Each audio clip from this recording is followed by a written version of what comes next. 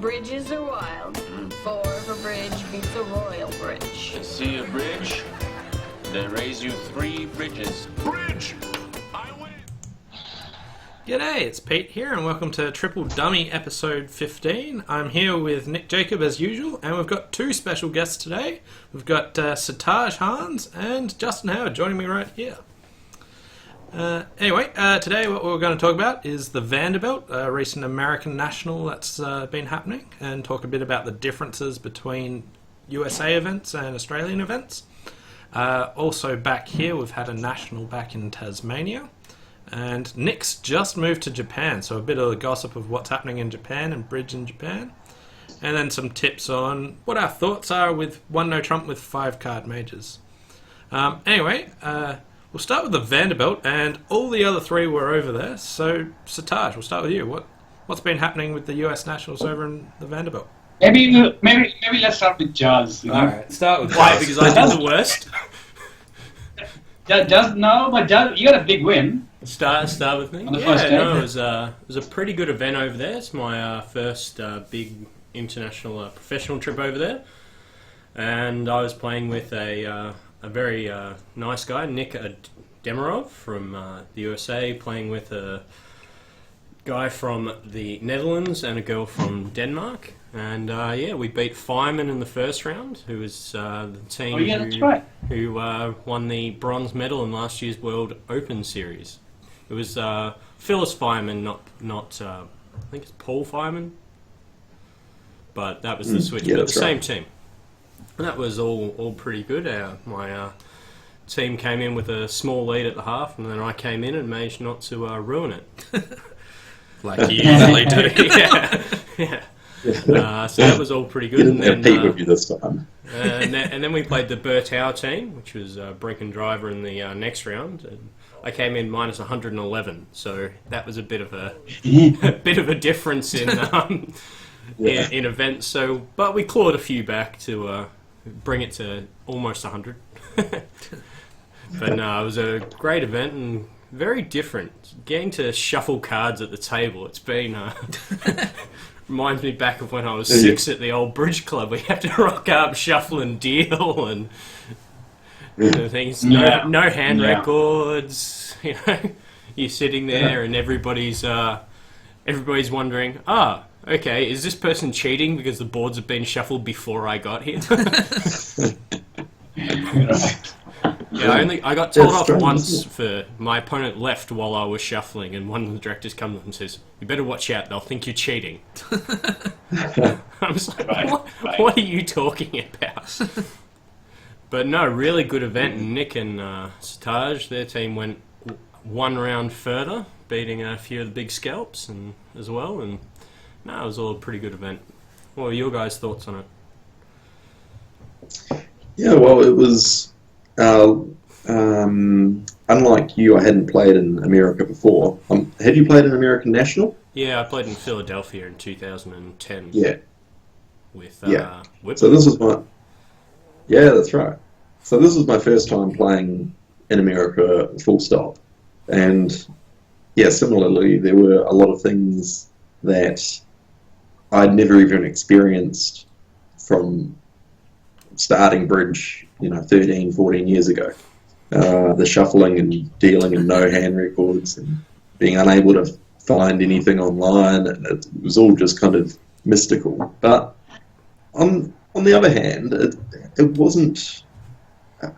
It was kind of refreshing as well, because, it felt like when Sartaj and I were playing, we would sit down, grind out the 60 boards, and then hopefully have a celebratory drink afterwards, and then knock off pretty early, and you're just kind of in your own little bubble where it's all about turning up, grinding it out, trying to give away as few swings as possible, trying to make as few errors as possible, and seeing how you go against the big guns. So it was a really cool experience. And yeah, I mean, obviously we lost by only a handful of imps in our round of 16 match. and we were very lucky to play with Bart Bramley and Lou Stansby, who played awesomely throughout. We were a little bit soft in the morning, they were a little bit soft in the evening, and our opponents played really well. Why was that, Nick? I promise we were out at the roulette table. Yeah. It was kind of interesting. I mean, sorry, when I say our opponents played really well, particularly the sponsor, we didn't actually know who the sponsor was. He was this guy, Lian, Chinese guy, and he sat down and played. Out of 4 sets, he played 2, 3, and 4, which is pretty weird for a sponsor. And he was, he'd be hoiking at the table, and then he'd be like, "Oh, excuse me," get up and just sprint and play, and then go, "Oh!" and spit in this bucket, and everyone in the room looks around and who the fuck is making this racket? And he was actually a really nice guy, and he played pretty well. Lou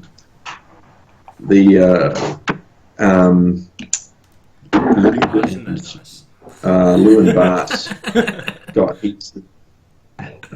Must be nice. That was the amazing Sophie, who's the absolute bestest, by the way, everybody. Yeah, that's called winning, Sartaj. That's called winning. Yeah. All right, keep going.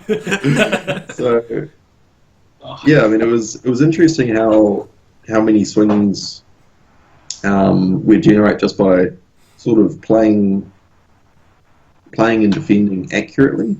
It took a little while in the first match that we played.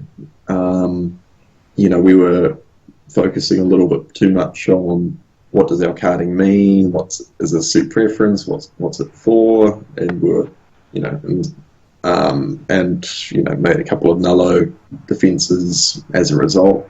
But then when the second and third days rolled around, it was kind of like we'd started to iron out these errors, and we're really getting into the swing of things. So, it was good. It was a shame not to keep going on, but kudos to the Lian team. They knocked off Zimmerman in the first round. Amazing scalp. Yeah. Turns out, not having cheaters on your team is a bit of a disadvantage. So yeah, the Chinese guys and Singaporean guys had a round of 8 finish, which is excellent for them. So yeah, what were your thoughts from that match in particular, Sartaj? The match we lost. Mm.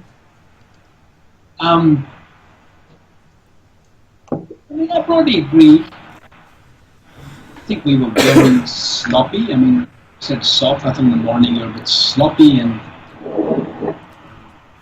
just many points that just ran away. And in the afternoon we came back very tough because I think both Nick and I, we would have a chat with each other over the dinner break and just saying, let's go in there and play our best. And we tried pretty much our best over the afternoon for sure. Guys, a few soft results and a few things were going their way. These close matches just takes one decision. You take, say, 200 decisions in a day, any one person, you probably get 190 right and get about 10 wrong, and just one of those 10 is enough to swing. It's to some extent the nature of bridge. Yeah, I mean, that was I think it was a pretty soft draw for the round of 16. I mean, our opponents are nothing. They were playing way out of their league to be in such, to be playing at this sort of level. I think we missed a pretty easy opportunity to play Vanderbilt quarterfinal. So it's a bit sad, but still, that's the day before when we upset the street team and it was probably an even match or a very small favorite. Maybe a small favorite. That was a day.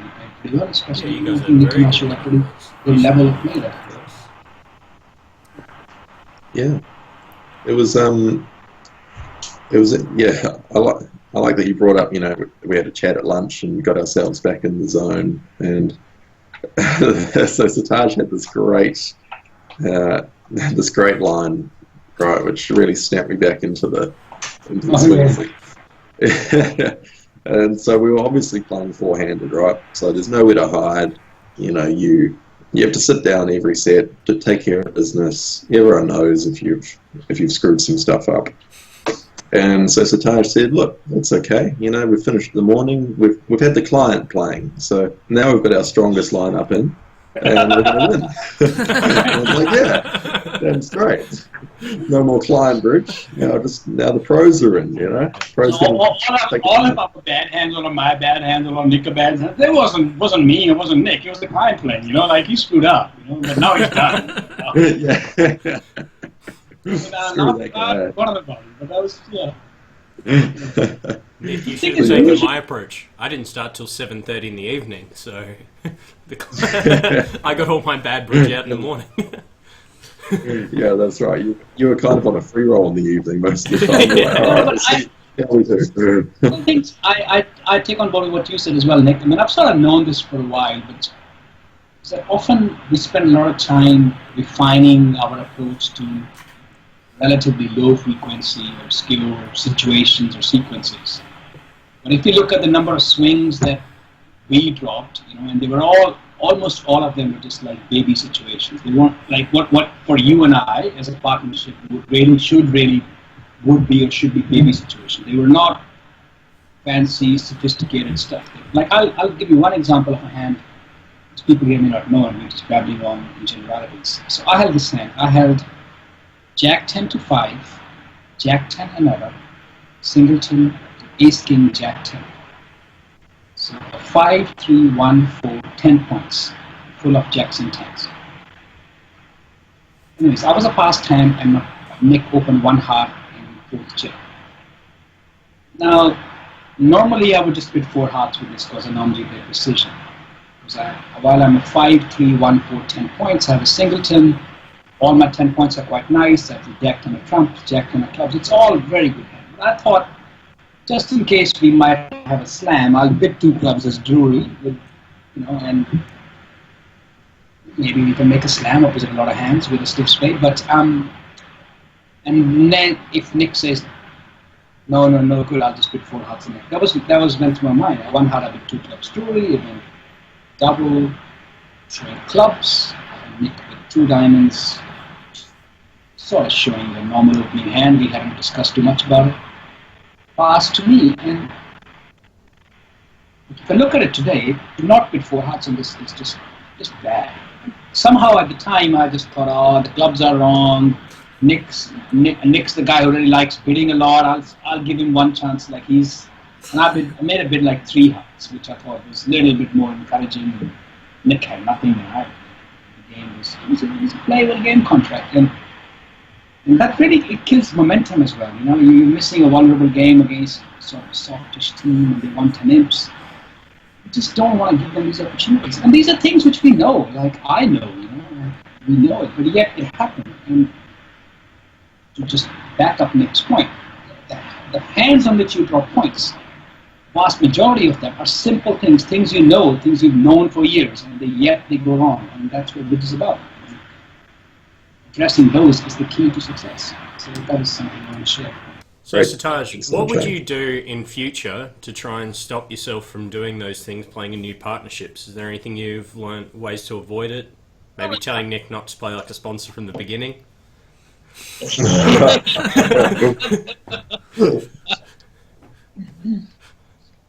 No, I don't know. I think new partnerships are hard from that because you don't have that sort of rhythm that you normally have with your normal partner.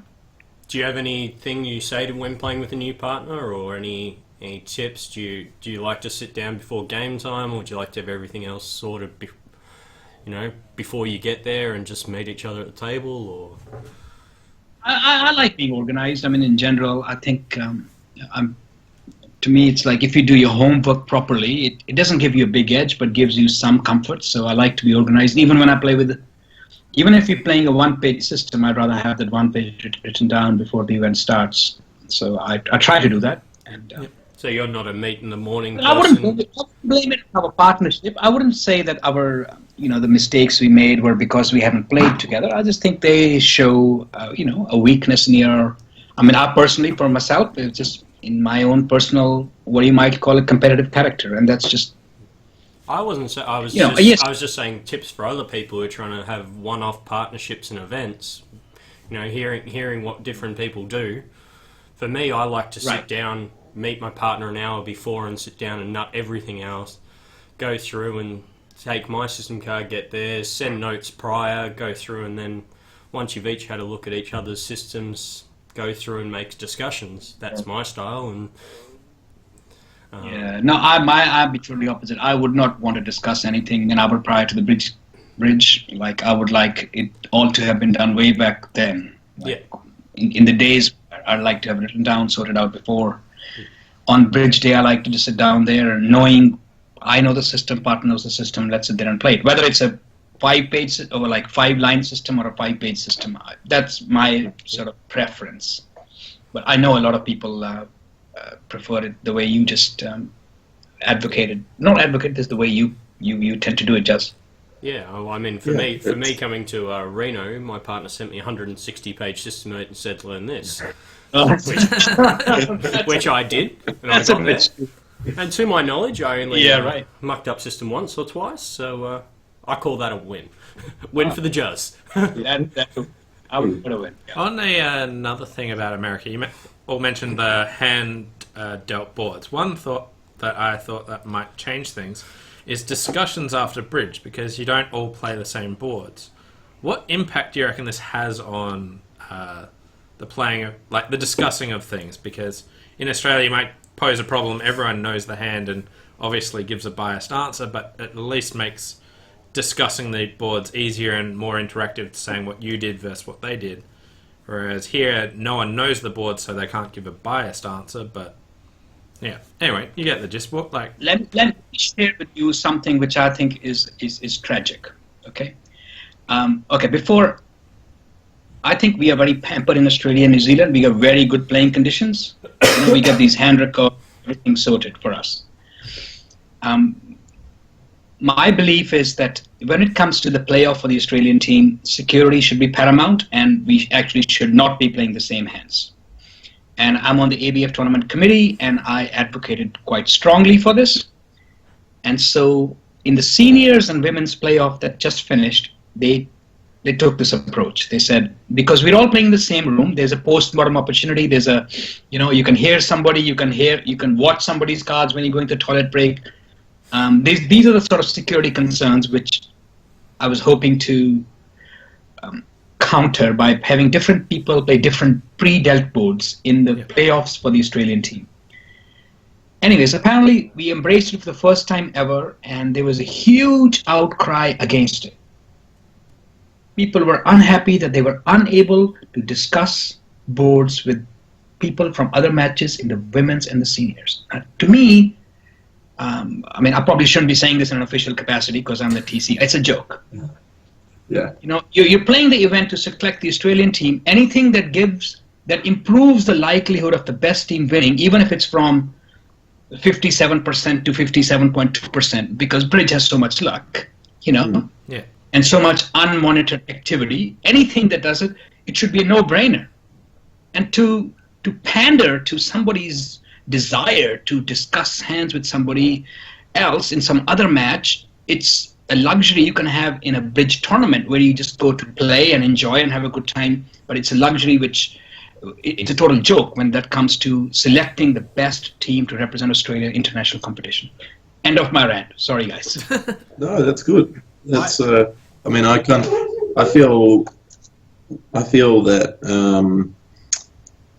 there are certain areas in which you would really want hand records, club nights and, these, I mean, even teams matches kind of aren't the most necessary, but more in terms of the scale of event. So when we're talking about a national selection event for one of the most prestigious teams events, the Vanderbilt in Royal Bridge, then not only is it, not only are the people who benefit most from hand records not usually playing in it, which is, the improving player, people who want to talk to other advanced expert players about what they did on certain hands, why they did certain things, But these experts are normally trying to get in the zone to play.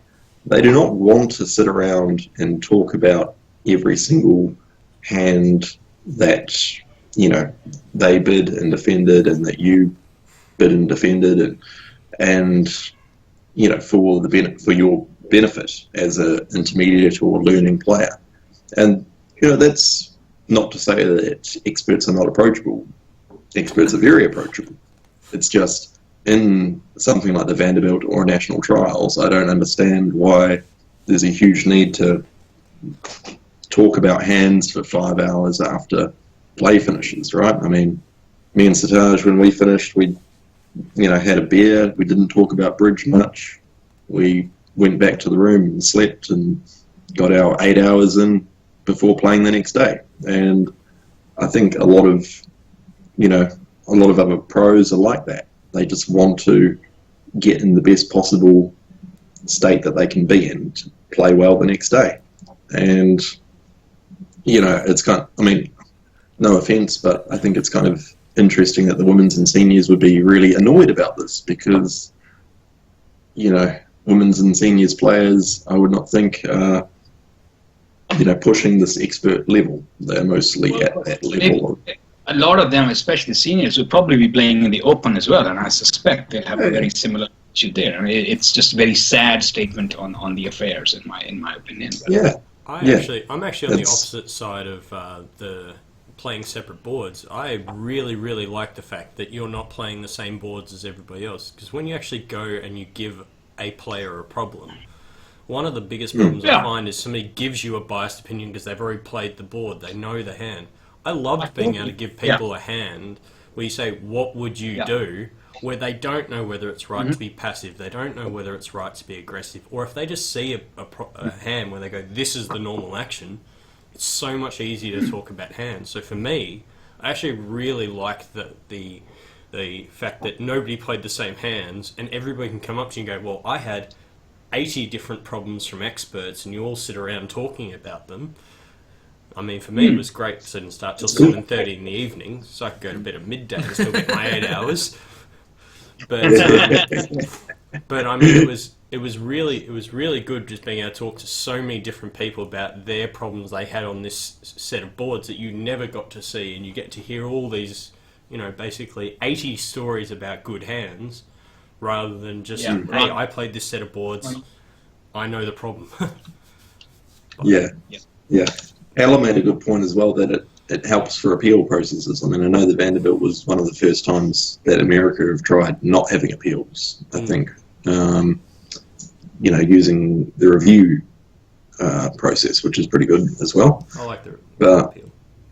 Yeah, I think it's good process, too. But yeah, I mean, in cases where you do have to think about appeals,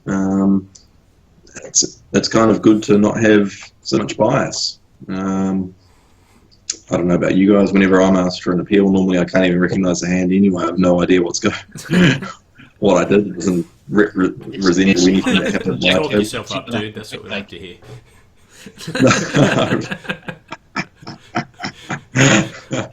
I hope you're on my next appeal.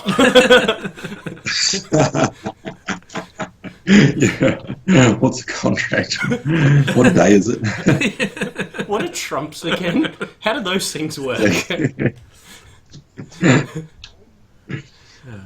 But yeah, no, it's interesting. There are lots of, and this is, you know, I mean, for me, maybe there's a novelty to it because I've never played with anything other than field duplicated boards. So that's actually kind of cool. It's something a little different. The one thing I do kind of wish is that there'd be, I don't know, hand records in some form. I mean, I know that's another security concern, but I mean, for me, I don't really want to think about hands. Yeah, I mean, I like hand records as long as they're different hand records to different matches. Exactly, yeah. Which is how they try to do that in the States, and they don't do it in the early rounds because there's just too many tables. So I've come to be more sympathetic to this approach than I used to be. I used to think it was, you know, because a lot of stuff goes on, and it's hard for us to know. Like people, especially people who believe no one's doing anything, but you hear these stories, and it just makes you, I don't know, more skeptical. So You're making some hey, weird what's going on sounds, here? Taj. What's on? No. It was me. What'd you put it on? Yeah, Do you A use bit Sartaj? excited this. yeah, I got a little bit of. Very passionate subject. Yeah. Anyway, I didn't realize Well, I was going to get Do you such have any a... plans to go to the U.S.? What was that? Was Do you have any plans to go to the U.S. Nationals? Someday. They're always good. You want to go play the best bridge you can. And that's definitely where you go to play one of the top events in the world. So I'm sure one day I'll go there, but not just yet. But yeah, would like to make it over there at some stage. Yeah. I wasn't expecting such a heated response about this question. I didn't know that, I hadn't probed people or anything. I was just wondering. And then Sartaj went on his rant. It's like, oh, wow. He hit a little topic that he'd been thinking deeply about. Yeah. It's just, No, that's good. Oh, well, I mean, maybe it's just a minor and I'm over anyways. Before we move on... we played let's move on. I was just going to say, before we move on, we should actually announce who actually won the Vanderbilt. I realised we hadn't actually said that. So well done to the Lavazza team who took it out, and they managed to beat the Kane team in the final. And for those that are wondering, I'll let Juz pronounce all the names in both teams. Okay, so you got Norberto Bocchi, Diego Brenner, Giorgio De Boyne, Alejandro Bianchetti, Agustin Madala, and Zia Mahmoud. In the Lavazza team, and in the Kane Don't team... make me do the other one as well. Yep. You got Jimmy Kane, Michael Seaman, Alfredo Versace, Lorenzo Loya, Antonio Cimenta, and Mustafa Toke. What was his middle name? I'm not sure how they, I'm not sure how they say that in Turkish. There's a little funny story involved the Vanderbilt winners. So Zia, I think, has won it twice in a row playing on the Lavazza team. Mm. And starting the next cycle, Zia is off the team and Dennis Bildy is in the team. And I was at this dinner with a bunch of people on Sunday night after they had won. And De Boyne, who's made a little speech to say, thank you, Zia. I just want to say, you are just an amazing partner, really good player, and I'm sorry we're not going to play anymore together. But just giving a little, and it was so much. It was so much fun winning with you, right? And it was a very nice speech, very nice way to kind of, I guess say farewell to a partnership. And just as he finished and was walking back to his seat, Roy Wellen said, "No, now that Zia's no longer on your team, you're not going to win anymore. You realize that?" Everyone had It did sound like, we was a great team. We had Zia. Sorry, you making with somebody else. And Roy's like, well, now that we don't have Zia, you may not win anymore. But well, Dennis is a good player. Sartaj, all I'm hearing is, Dennis, you suck.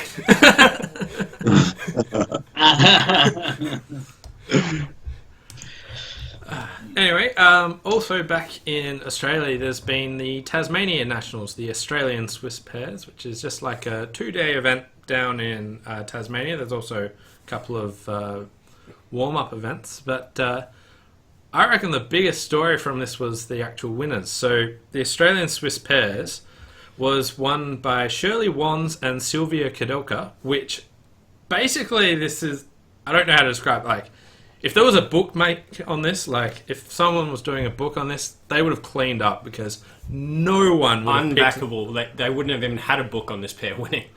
So these are just these are just really solid club players, just went in and had the event of their life and absolutely cleaned up. They played lots of the top seeds. They didn't play me, but that's because I was just doing terribly. He played me that last round. But they played lots of the top pairs and absolutely flogged them and ended up winning by 7 imps, and this was just huge. They were seed 56 out of 78. That's pretty good. That's a very good effort. Good work beating your seed. And to do it by leading all the way as well, being up there the whole time. It's very impressive. So, Yeah, congratulations. Yeah, no, Really, really good effort. They were sitting there Also- slapping themselves, saying, "No, we didn't really win at the end of the event." It was very, very beautiful watching them win. Both Peter and I were there. Peter was playing with Simon Hinge, and I was playing with Andy Hegedus. And we were down at the bar, and somebody told us they won, and we wandered upstairs, and then they were just sitting around, jumping around with joy. It was one of those beautiful bridge moments that you live for. You know, you go through and you see, and they're just jumping around. They're so excited. And like, no, we didn't really win. Nice one, guys. That's a nice joke. Who really won? No, it was beautiful and a really well-deserved win. They basically, from about round 4 onwards, they were leading the entire event. Got out to an 11 victory point lead with 2 rounds to go. So it wasn't as if they just jumped the gun and Swissed it in. They did it the right way from start to finish, basically. With a few other results being David and Paula McLeish won the seniors pairs for the Thursday-Friday, and our Victorian director Laurie Kelso and Bob Gallis won the Island pairs. That was another event I was in and didn't win.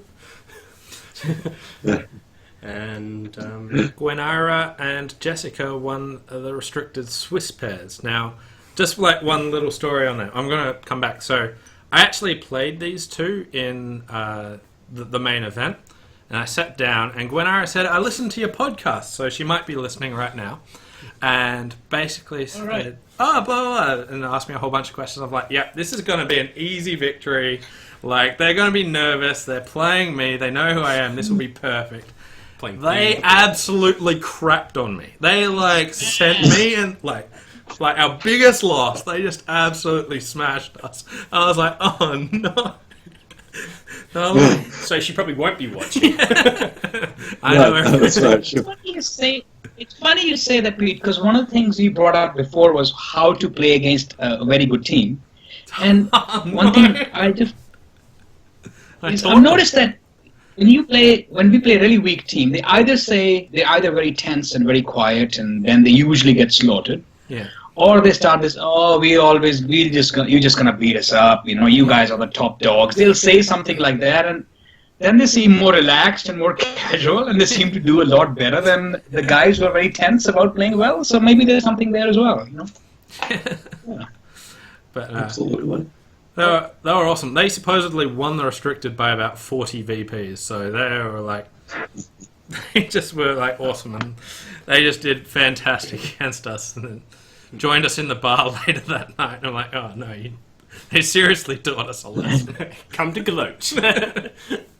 They knew where to find you as well. Yeah, that's right. No, Came to your stomping ground. I was actually in the bar with Jimmy Wallace talking to him and mentioning the story about them actually beating us down, and he got a phone call asking where he was, and then I was kept on talking. I was like, oh yeah, they're who I invited down here. I was like, oh, good. But yeah. But no, they did awesomely and definitely showed us a lesson on how to play bridge. It's one of those things, if you go in with the attitude that you can win, you can win. If you go in with the attitude that you can't, then you're never going to. Yeah. Yeah. Absolutely. I think the other weird story from Tasmania was how many people missed their flights down there. So I was one of them. I missed my flight. Tony Nunn missed his flight. Mike Doki missed his flight. Is that because of what? Because they didn't make it. I missed my flight. I was on my way, and then Max gave me a call saying, oh, can I get a lift to the airport? He was on a later flight. I was like, yeah, sure. And I was like, can I really make my flight? Anyway, we stopped. Turns out, no.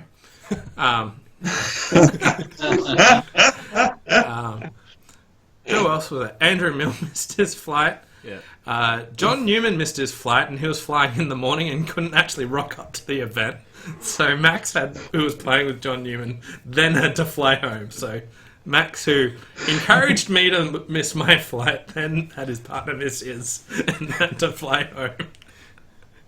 There was like a list of like Yeah, 6 or 7 people. I've never heard so many Mike people Doakey? miss their flight. Yeah. Yeah, he was one of them.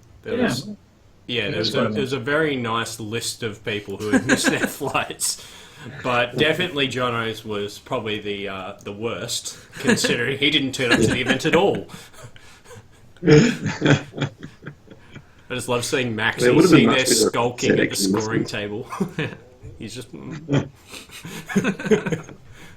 My partner didn't turn up. I'm going home. No, very...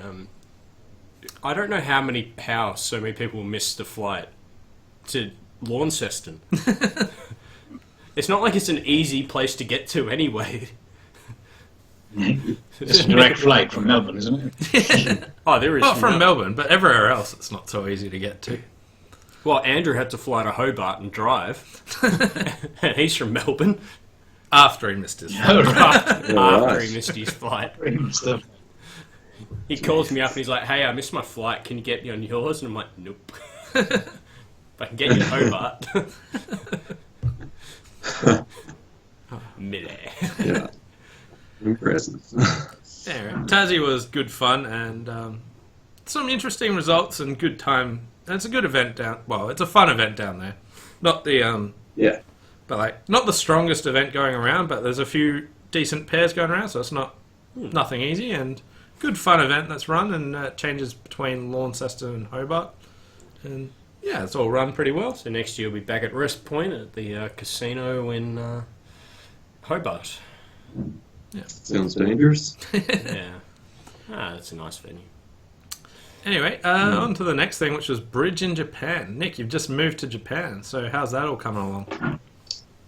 Alright, so, like I was saying to all you boys, I've spent about 3 weeks of my life being in Japan, and for all but 2 days I've been sick. So, it's really good. However, another thing, I've moved to the far north of Japan, not quite Hokkaido, but in the far north of the main island Honshu, a place called Hirosaki. The nearest bridge club is, I think, 2 hours on the bullet train. So, Did you go see your I think it's going to be mostly from here. Yeah, well, when we were in Tokyo, we had a couple of days in Tokyo to see family and friends, and Teramoto-san took us out to lunch before we went to his club, and it was awesome. I mean, in contrast to the American system, where we were, often waiting before we could start Viewgraph because they weren't sure if they'd dealt us the right boards. The Teramoto's Bridge Club in Japan had sort of every board pre-out and ready for the next 2 weeks by the looks of it. And had, I'm not sure if it was barometered or not, but it was lightning quick results. Everyone was very friendly, so it was good fun. Yeah, the movement's all on the table as well. So they've got all these pre-assigned movement sheets that they can, so say they've got a set for 12 tables, and they put up the table numbers with those movement sheets on them, and they change them for 10 pairs, 20 pairs, whatever. So In English, very or impressively Japanese? run in English. So it was very easy, and all the explanations we could do in English. It was incredibly accessible. So I'm looking forward to playing more bridge in Japan. I think I have to pick and choose my tournaments since we're so far away from bridge, but Japan every 2 years has a big event, the NEC, so I'm hoping to be able to play in that next year. Is that Feb next year or something like that? Yeah, it's usually between the Summer Festival in Canberra and Gold Coast. So normally early February. So I'm quite keen to get amongst it. Everyone's very friendly. I met a few top Japanese bridge players, Dawei Chen and Kenji. I can't remember his last name. And over in the Vanderbilt, and they were very friendly, saying, "Come." Yeah, you just muted, Nick. I Was it, sorry? You just went mute. Did I? Yeah. Am I Yeah, you're mute back. now? No, you're all good now. Good. Apparently that last segment wasn't worth listening You were to. just talking trash, so it's nothing It important. really wasn't. So it was down on nothing.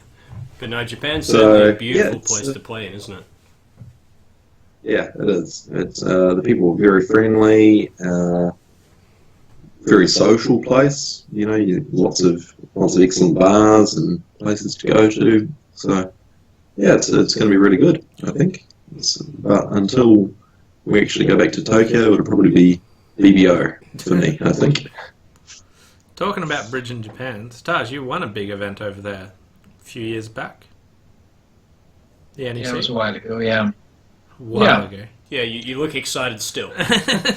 Yeah, I just win these things. And like, it was nothing. No, I can tell you. I mean, you win one of these things, you think, man, I'm going to be the man from now on, and the bridge is, like I say, a game of disappointments. So, it was pretty cool winning that event. You know, it's a very treasured memory. That was, what, 2013? It's a really good. By the way, I must say the Japanese tournaments are very well run. They're one of the best organized events in the world. I think Australia does very well as well. I mean, we are very pampered that we play in such conditions. You know, having played in other parts of the world, I can attest to the excellence in the organization of events in Australia and Japan in particular. Yeah, certainly Japan doesn't let you down. They they're always really great, and they even, if you get lost, they'll even show you to your seat, and they'll say thank you. And they'll apologise for it not being easy enough. It might interest some of the audience. I'm not sure. There's a big tournament which is going to get started in India as well. Annual international big prize money kind of event, kind of modeled on the scale of NEC and Yay, with big players being invited and stuff. So it's something to look out for on the diary. Oh, yeah. When's that start? That sounds good. This year is the first version, maybe in August or October from what I gather. It's called the HCL International. So I think there'll be some official notification about it coming out soon. Sure. Sartaj is the keynote speaker of the event, so, you know, not surprising he's talking it up. Well, I'm having a baby, mate, so I don't think I'll be going anywhere. Yeah, that's true. Anytime soon, but yeah. Anyway, we might move on to the final topic, which is our tips or improvers section, and just going to talk about one of my favourite things to discuss, which is, do you open 1-no trump with a 5-card major? Now, I'm sure this might be a unanimous decision, but people's thoughts on it? Sartaj? Yeah, almost all the time. I think if you are balanced. Now, my definition of balance is a bit different from a lot of other very top players. I, for example, wouldn't open 1-no trump with a 5-card major and a 4-card minor. I would not. I believe that's an incorrect way to play, but I know plenty of people who would open even on that. So I think the trend these days is more or less to open 1-no anytime you have a 5-card major. Yeah. Look who you talking to.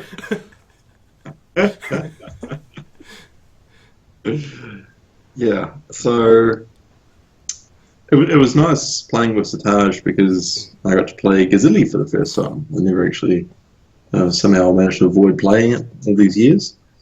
And yeah, it was it changes a little your perception on what is easy to bid, what's hard to bid, just by giving you an extra tool in the bag, basically.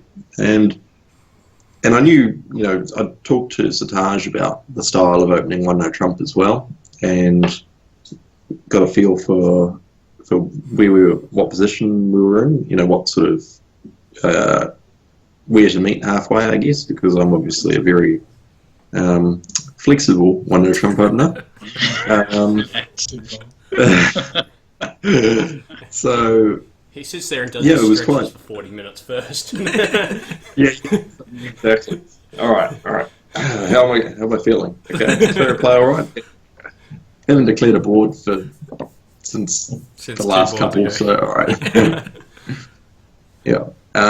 But in all seriousness, it means that with 16 and 17, you are not under so much pressure if you're playing some form of Gazilli, because obviously with 17 and a 5-card major, if you're playing standard strong no trump, that's almost always too strong to open one no trump. So you're in standard, your approach would be to open one major, partner bids one no trump, you bid two no trump, which partner can pass.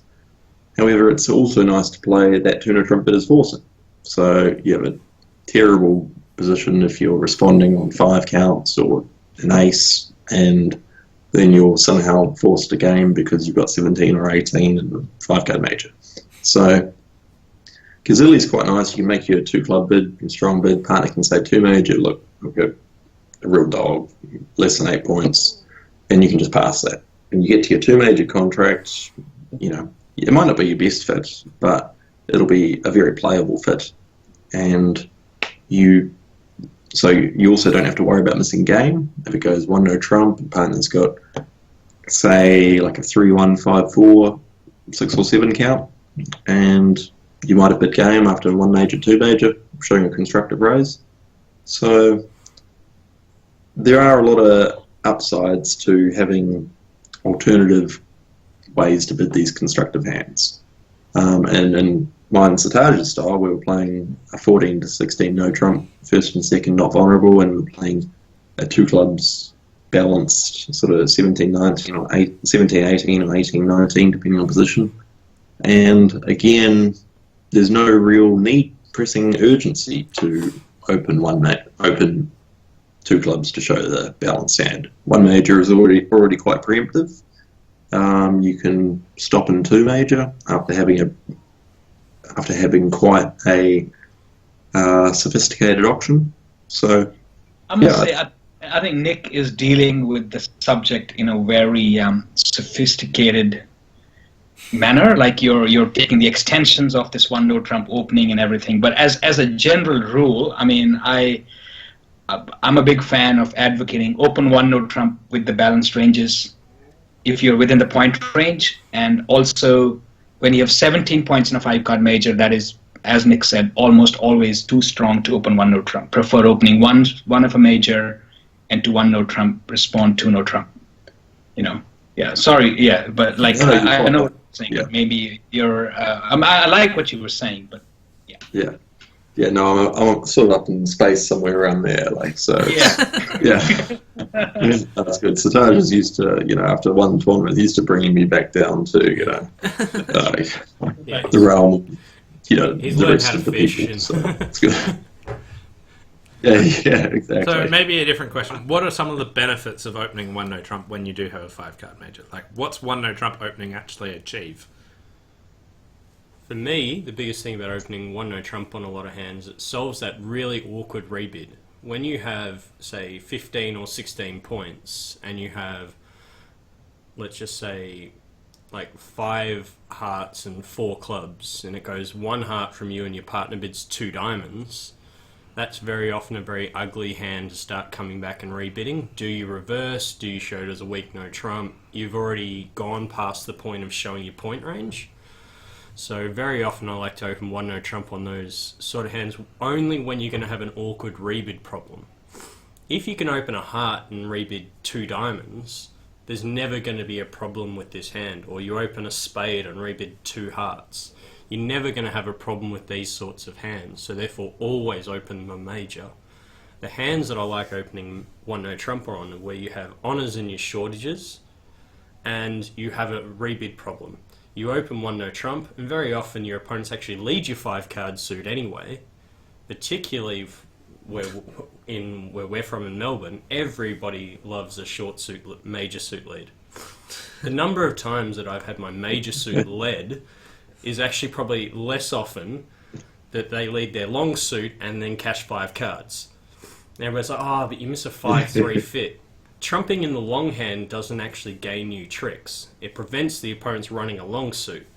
What you want to do is be trumping in the short hand. So any hand you can treat as balanced, throw it in there. And as Nick said, the more advanced you get, the more techniques you develop to getting hands out of a 1-no trump opener. And that means that your 1-no trump bids become much more defined. But for me, when I'm going through and I'm the developing player, stick everything in a no trump. You know, if you've got a 5-4-2-2, you don't know what to do, just bet a no trump. You know, most of the time it's going to work out. It gets your points across. That's the main thing. You don't big games with the wrong number of points. You don't miss 26, 27 point games. Yes, you occasionally miss a 5-3 fit. It's fascinating for me being the old guy of bridge compared to you guys. When I hear you guys talk, it reminds me of me from 10 years ago. You know, I was like, I'm too old for this. How old do you think I am? That's how I used to talk. That's how I used to talk. Yeah. We have a combined age of about 27. All right, maybe that's the average, but you know. Certainly combined mental age. I'm not sure about my mental age. I think that's a lot lower than my actual physical age. It's a subject for another day. It's coming from a dude who's about to be a father. Yeah. Alright, well, on that note, we might wrap it up there. Hopefully you enjoyed our tips. Taj said don't treat 5-4 hands with a 5-card major as balanced. Nick said learn Kazilli. And Juz said something else.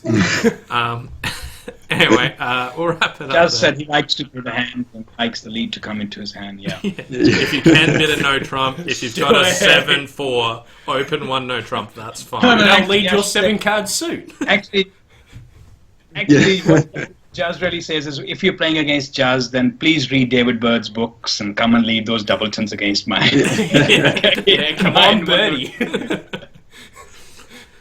Bring on some fun. Anyway, we'll call it quits there. Thanks everyone for watching. Hope you've enjoyed it. We'll see you next time. Thanks all. Thanks, Pete. Yeah. Always